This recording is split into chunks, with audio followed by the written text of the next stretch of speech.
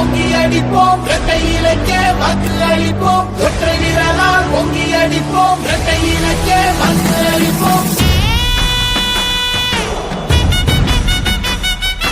அம்மா சொன்னாரே எங்க அம்மா சொன்னாரே எங்க மக்களே எங்க மக்களே அன்பா எல்லாமே செய்யும் தாயா வந்தோமே எங்க மக்களே மக்களே.